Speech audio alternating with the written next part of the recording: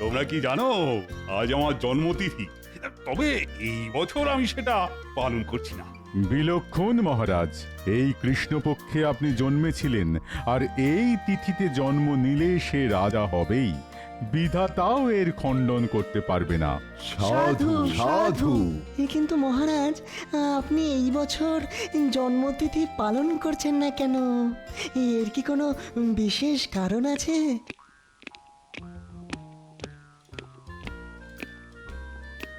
মহারাজ অনুমতি দিলে বসতে পারি, আর দেরি করার জন্য মার্জনা চাইছি। এ মার্জনা তো আমি করেই দিই গোপাল। আসলে রাজসভায় তুমি না থাকলে কিরকম ভালো লাগে না। ঠিক বলেছেন মহারাজ, গোপাল বিনা সভা অতি ধীর। গোপাল থাকলে মহারাজ থাকেন না গম্ভীর। বেশ বলেছ কবি, বেশ বলেছ। তবে জ্ঞানী, তোমার কথার উত্তরে বলি, রাজকোষের অবস্থা ভালো নয়। তুমি জানো, মানে যদিও তোমার জানার কথা নয়, আমি শুধু আমার জন্মতিথি উপলক্ষ পালন না করে খরচের কিছু ওই সাশ্রয় করেছি মাত্র, আর সেটাও আমার রাজ্যের প্রজাদের কথাই ভেবে। রাজকোষের কথা আমাদের কারোরই জানার কথা নয় মহারাজ, সেটা তো একমাত্র খাজাঞ্চি বলতে পারেন। কিন্তু খাজাঞ্চি অসুস্থ জানিয়েছে, তাই সে আসতে পারবে না। মহারাজ অনুমতি দিলে একটা কথা বলতে পারি। নিশ্চিন্তে বলো গোপাল। খাজাঞ্চি অসুস্থ, বাড়িতে আছে, বিশ্রাম নিচ্ছে, খুব ভালো কথা। কিন্তু খাজাঞ্চির সাথে যার নীতি ওঠা বসা, যে রাজকোষের সব কথাই জানে, সে কেন গত 4 দিন ধরে রাজসভায় আসছে না, সেটা কি কেউ বলতে পারবে? তুমি মন্ত্রীর কথা বলছো, তাই তো গোপাল? আমার মনে হচ্ছে মন্ত্রী নিশ্চয়ই কোনো ফন্দি আঁটছে, না হলে আগে তো কখনো এরকম হয়নি যে মন্ত্রী 4 দিন ধরে আসছে না। কি বলছো কি গোপাল? না না না, আমার মনে হয় না মন্ত্রী কখনো এরকম করবে। কারো সম্বন্ধে প্রমাণ না থাকলে শুধু শুধু এই ধরনের সন্দেহ তো রাজার শোভা পায় না। আপনি একদম ঠিক কথা বলেছেন মহারাজ, রাজার এটা শোভা পায় না, কিন্তু ভাঁড় যদি ভাবে তাহলে হয়তো শোভা পায়। গোপাল, বলো তো তুমি ঠিক কি বলতে চাইছো? আমি বলতে চাইছি মহারাজ, রক্ষীদের আপনি মন্ত্রীর বাড়ি পাঠান, ওরা দেখে এসে বলুক মন্ত্রী সত্যি অসুস্থ কিনা, না হলে বুঝবো আমি যা ধারণা করেছি তাই। তোমার আর মন্ত্রীর সম্পর্ক কেমন সেটা আমি খুব ভালো করেই জানি। যাই হোক, তুমি যখন বলছো, আমি এক্ষুনি মন্ত্রীর বাড়িতে 2 প্রহরীকে পাঠাচ্ছি। ওরা মন্ত্রীর খবর নিয়ে আসুক। প্রহরীগণ, প্রণাম মহারাজ। এক্ষুনি মন্ত্রী মশাইয়ের বাড়িতে গিয়ে খবর নিয়ে এসো। বলবে মহারাজ বিশেষ চিন্তায় আছেন যে কেন উনি আসছেন না। যথাজ্ঞা মহারাজ। আমার মন্ত্রীকে বিশ্বাস হয় না। ওই পাজি মন্ত্রী যে কোনো সময় যে কোনো কিছু করে ফেলতে পারে।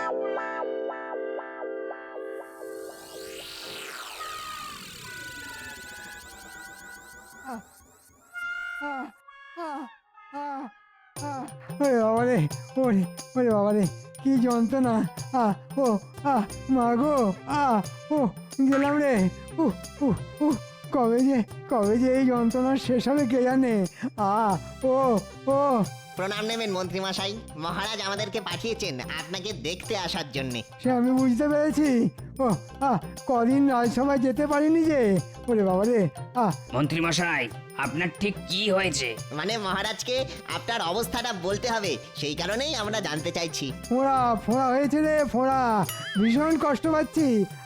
ও ও আগে সেটা বুঝতে পারছি, কিন্তু আপনি উপরে শুয়ে আছেন কেন যদি বলেন? সোজা হয়ে শুতে পারছি না তাই। কিন্তু মন্ত্রী মশাই, আপনি সোজা হয়ে কেন শুতে পারছেন না? তোমরা দুজনেই আস্ত উজবুক, সেটা আমি জানি। তাও বলছি, আমি ফোঁড়ার যন্ত্রণায় উপরে শুয়ে আছি। ও, এখনো বুঝতে পারলাম না মন্ত্রী মশাই, ফোঁড়া আপনার ঠিক কোথায় হয়েছে? হতভাগা, সব জানতে হবে। আগে মহারাজের তো সেরকমই নির্দেশ। মহারাজকে গিয়ে বল আমার ফোঁড়ার যন্ত্রণা কমে গেলেই আমি রাজসভায় যাব। আশা করি 2-1 দিনের মধ্যেই। কিন্তু ফোঁড়া আপনার কোথায় হয়েছে সেটা বললেন না তো। ওরে হতভাগা, ও তোদের অত জেনে কি কাজ, হ্যাঁ?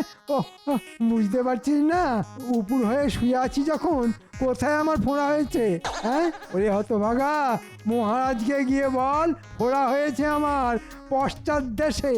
আমি ভালো করে সোজা হয়ে শুতে পর্যন্ত পারছি না। ওরে বাবারে, ওরে বাবারে, কি যন্ত্রণা। ও ও, যা শিগগির যা। যথা আজ্ঞা মন্ত্রীমশাই।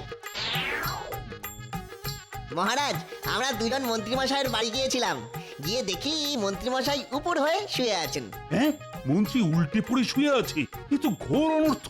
যে রাজ্যের মন্ত্রী উল্টো হয়ে শুয়ে থাকে সে রাজ্যের তো অমঙ্গল।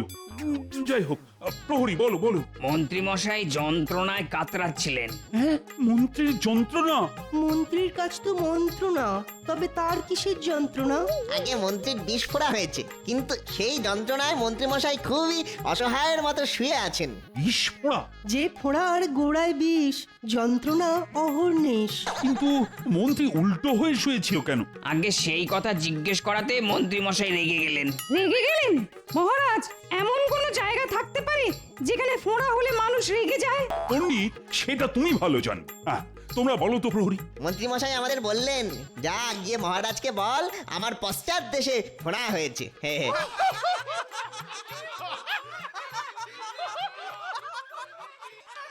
ঠিক আছে প্রহরী, ঠিক আছে, তোমরা এখন আসতে পারো। যথা আজ্ঞা মহারাজ।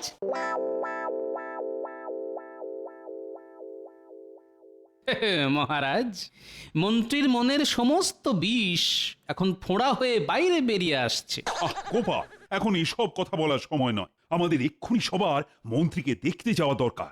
রাজবৈদ্য এখন বিদেশে, তাহলে মন্ত্রীর চিকিৎসা কে করবে? আগে দেখি মন্ত্রীর কি অবস্থা, তারপর বৈদ্যর ব্যাপারে ভাবা যাবে। এখন চলো চলো তো সবাই।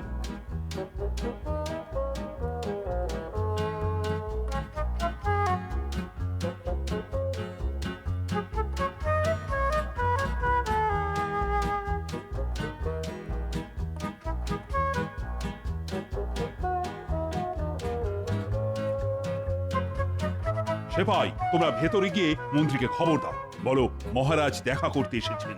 যথা আজ্ঞা মহারাজ।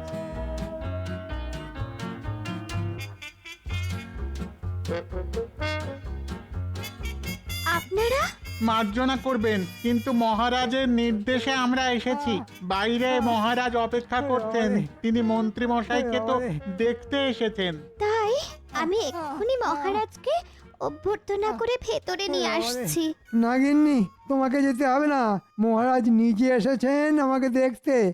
আমি আমি নিজেই যাচ্ছি তাকে নিয়ে আসতে। কিন্তু তুমি কি পারবে? হ্যাঁ হ্যাঁ, নিশ্চয়ই পারবো। সেপাইরা, তোমরা গিয়ে মহারাজকে বলো আমি এক্ষুনি আসছি। গিন্নি, আমাকে আলগা করে একটু একটু সোজা করে দাও তো, সোজা করে দাও। দেখি। বাবারে, কি যন্ত্রণা, কি যন্ত্রণা। একভাবে শুয়েছিলাম তাতে এরকম, কিন্তু এখন দাঁড়াতে ঘোড়ার ব্যথার সাথে পা দুটো ঝিমঝিম করছে। থাক তাহলে, তোমাকে যেতে হবে না, ওদিকে মহারাজ অপেক্ষা করছেন। না না, আমি আমি পারবো, চিন্তা করো না, চিন্তা করো না।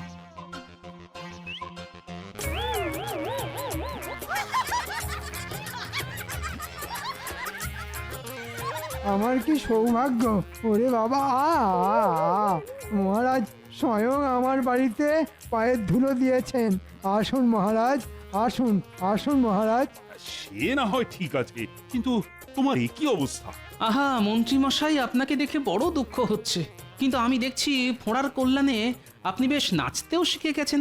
হায়, এটা আমি বুঝেছি স্পষ্ট, মন্ত্রীমশাইয়ের আজ বড় কষ্ট। ঠিক আছে ঠিক আছে, কিন্তু এখন বেশি কথা না বলাই ভালো।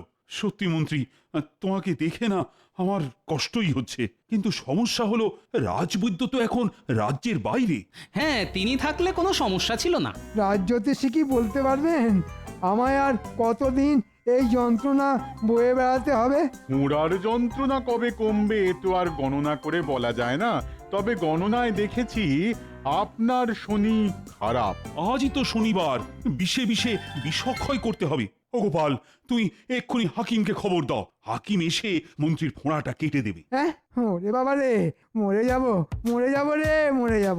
এছাড়া আর তো কোনো উপায় নেই যে মন্ত্রী।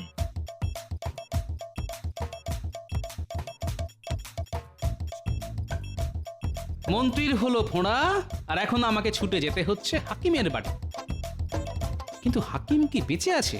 বহুকাল আগে দেখেছিলাম, তখনই সে বুড়ো। এখন যদি সে বেঁচে না থাকে,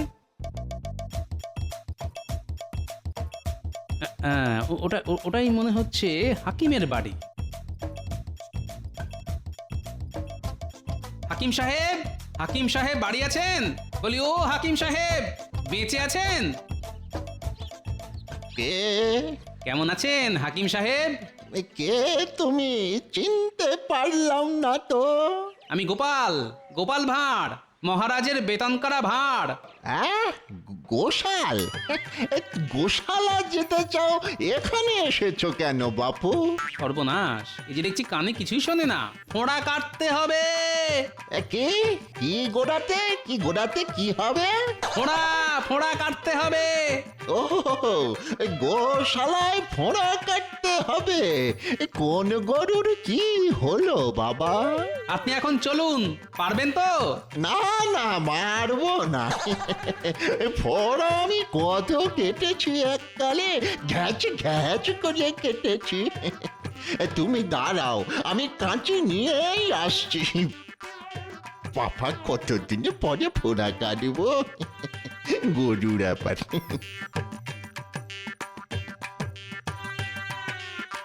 এই কাঁচি দিয়ে সব গরু ঘোড়ার ফোঁড়া কেটে দেওয়া যায়, একেবারে ঘ্যাচ ঘ্যাচ করে। এই বাড়িতে তোমার গরু আছে? গরু না, মানুষ, মানুষের ফোঁড়া। যার খুশি ফোঁড়া হোক, ফোঁড়া দেখলেই আমি কেটে দেব।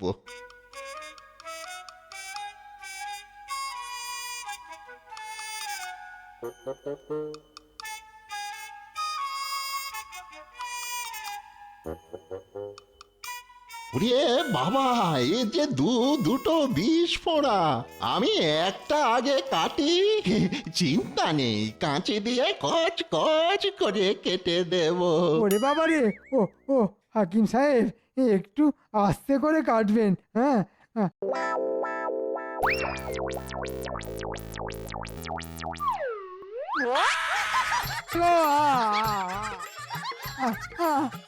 বাবা গো, মেরে ফেললে গো। গোপাল, তুমি আর হাকিম খুঁজে পেলে না? ওরে বাবা রে। এই যে ফোঁড়া একেবারে ফালা ফালা করে দিয়েছি। না না, দূরাও এখান থেকে, দূরাও। এই যন্ত্রণা আমি আর সহ্য করতে পারবো না। ওরে বাবা রে, এই যাবে কিনা বলছি, যাবে কিনা বলছি, যাবে কিনা? না গেলে কিন্তু সেরেছে। এই যে মনে হচ্ছে হাকিমকে গলা টিপে মেরে দেবে। হাকিম সাহেব, চলুন। মা গো, ও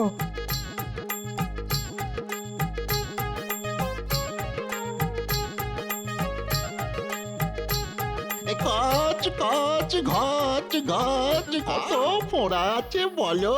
সব কেটে দেব, আমি ফোঁড়া কাটার ওস্তাদ।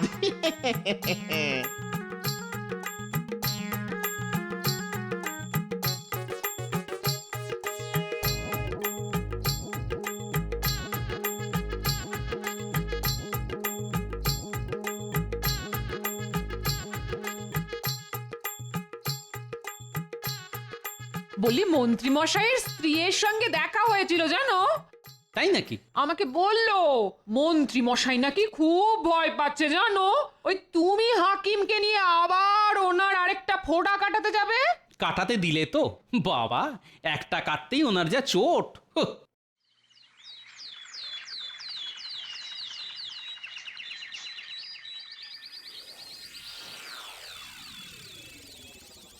বলো গোপাল, বলো, খবর বলো। মহারাজ, আপনার কথা মতো আমি বুড়ো হাকিমকে নিয়ে গিয়েছিলাম মন্ত্রী মশাইয়ের বাড়ি।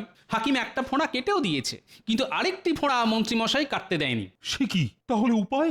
মন্ত্রী মশাই যেরকম চিৎকার করছিলেন, তাতে মনে হচ্ছিল উনি হাকিমকে মেরেই ফেলবেন। সেনাপতি। আজ্ঞে মহারাজ। এক্ষুনি যাও মন্ত্রীর বাড়ি, দেখে এসো কেমন আছে মন্ত্রী। জি আজ্ঞে মহারাজ।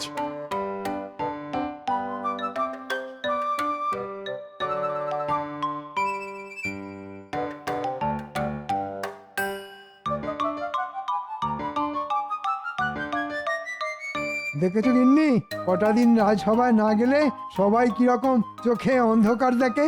আমাকে ছাড়া যে মহারাজের কোনো গতি নেই সেটা আমি জানি। কিন্তু মন্ত্রী মশাই, মহারাজকে আমি কি বলবো? কি আর বলবে, আমার একটা ফোঁড়া কেটে দিয়েছে, আর একটা ফোঁড়া কাটার দরকার নেই। আমি কাল রাজসভায় যাব, একটা ফোঁড়া নিয়েই যেতে পারবো। যথা আজ্ঞা মন্ত্রী মশাই, আমি মহারাজকে এক্ষুনি সেই সংবাদই জানাচ্ছি। সব ওই শয়তান গোপালের জন্যে। ওই ইচ্ছে করে একটা বুড়ো হাকিমকে এনেছে, বেটা কানে শোনে না। আমি যন্ত্রণায় চিৎকার করলেও খালি বলে চলেছে কচকচ ঘচ ঘচ। আমি ওই গোপালকে ছাড়বো না। তুমি যাও গিন্নি, বটতলার পাশে দেখবে বটা আর ঘটাকে, ওদের আমার চাই চাই। মন্ত্রী তোমাকে এই কথা বললো সেনাপতি? হ্যাঁ মহারাজ, মন্ত্রী মশাই কষ্ট করে হলেও কাল রাজসভায় আসবেন বলেছেন। বাহ বাহ বাহ, এ তো খুব ভালো খবর। বাহ বাহ বাহ, একটা ফোঁড়া কাটতেই মন্ত্রী অনেক সুস্থ হয়ে গেছে। বাহ বাহ। কিন্তু মহারাজ, আমাদের মন্ত্রী মশাইয়ের জন্য ভালো বসার ব্যবস্থা করতে হবে। রাজসভা চলাকালীন মন্ত্রী মশাই অতক্ষণ দাঁড়িয়ে থাকতে পারবেন না। ঠিক বলেছ গোপাল, ঠিক। এক্ষুনি একটা ভালো বসার জায়গা করতে হবে মন্ত্রীর জন্য। জঙ্গলে যা, বাবলা গাছের কাঁটা তোল আর গোপালের সিংহাসনের গদিতে রেখে দে। গোপালের কথা ভেবেই হাসি পাচ্ছে। না হেসে কাজটা মন দিয়ে কর। কিন্তু মন্ত্রী মশাই, আমরা রাজসভায় ঢুকবো কি করে? দুজনের দুটো কান আমার মুখের সামনে নিয়ে আয়, সব বলবো ফিস ফিস করে। দেওয়ালেরও কান আছে, হ্যাঁ।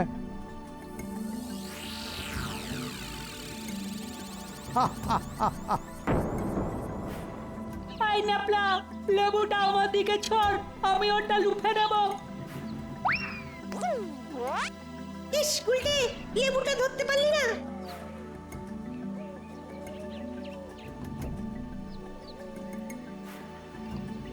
তুই এমন জোরে ছুড়লি, আমি ভালো করে তো দেখতেই পেলাম না। এখন এই জঙ্গলে কোথায় খুঁজবো?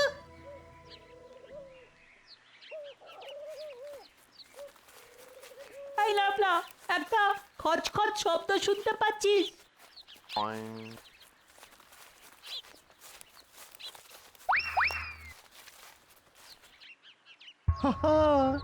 প্রচুর কাঁটা। এ হলো বাবলা গাছের জঙ্গল। এই কাঁটা এবার গোপালের রাজসভার গদিতে ঢুকবে। কাল গোপাল রাজসভায় বসলেই যে কি হবে ভাবলেই কেমন একটা। মন্ত্রী মশাই জব্বর ফাঁদ পেতেছেন। বলিস কি রে, রাজসভায় আমার বসার গদিতে বটা আর ঘটা বাবলা কাটা ঢুকিয়ে দিচ্ছে? হ্যাঁ গো দাদু, আমরা নিজের কানে শুনে এসেছি। ওরা আজই ঢুকবে, এটা মন্ত্রী মশাই ওদের করতে বলেছে। আজ রাতের অন্ধকারে ওরা এটা করবে। দাদু, তার আগে যদি আমরা সবাই মিলে গিয়ে ওদের ধরে ফেলি। সেটা করাই যায়, কিন্তু যে এটা ওদের করতে বলেছে তাকে কিছু করা যাবে না। তোরা চিন্তা করিস না, ওদের বাবলা কাটা আমার গদিতে বসাতে দে।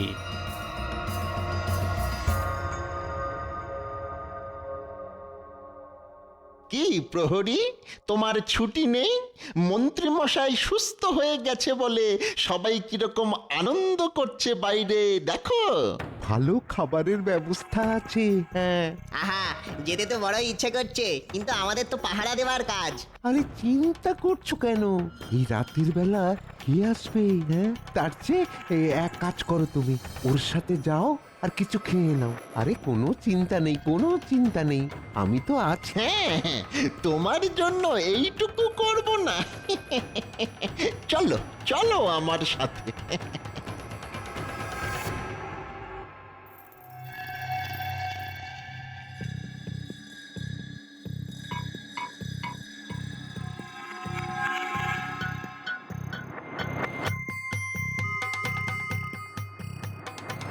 বাহ, এই যে মেঘ না চাইতেই জল, দরজাতে প্রহরীও নেই দেখছি। যাক, কাজ সেরে ফেলেছি।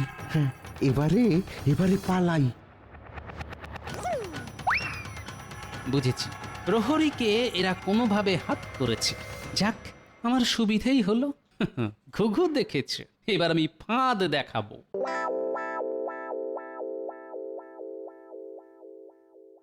বাহ, মন্ত্রীর জন্য বেশ সুন্দর গদি, সুন্দর সিংহাসন।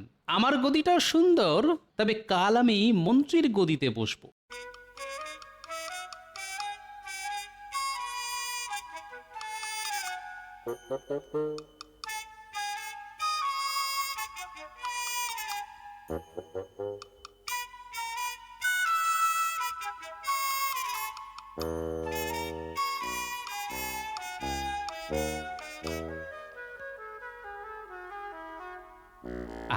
কাজ শেষ।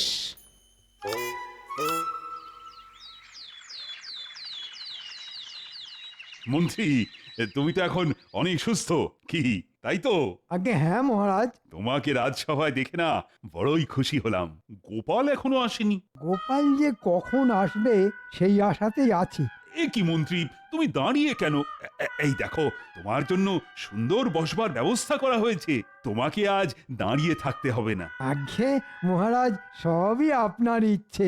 হ্যাঁ বসো মন্ত্রী, বসো, বসে পড়ো।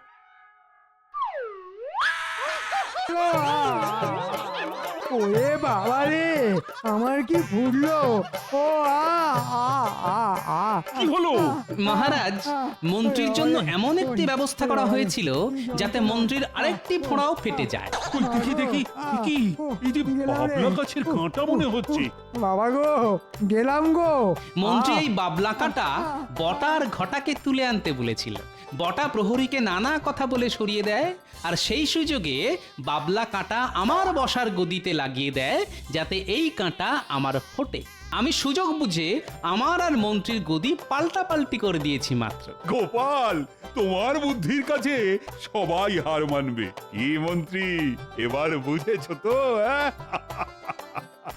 যাক, এবার তুমি পুরো সুস্থ হবে, আর আর তোমাকে দাঁড়িয়েই থাকতে হবে। গোপাল, গোপাল, আমি তোমায় ছাড়বো না।